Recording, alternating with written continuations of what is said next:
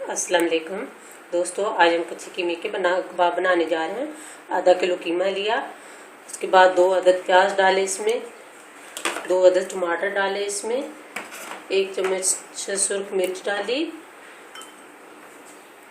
1 चम्मच सूखा ज़ीरा डाला, 1 चम्मच खुश्क धनिया डाला, आधी चम्मच इसमें हल्दी डाली, 3 अदद इसमें सब्ज़ मिर्च डाली, नमक हस्बे ज़ायका, 1 चम्मच कबाब मसाला डालने लगे हैं।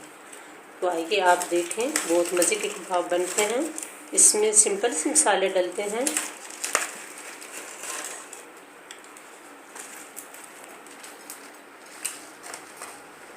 दो चम्मच बेसन डाल रही हूँ मैं।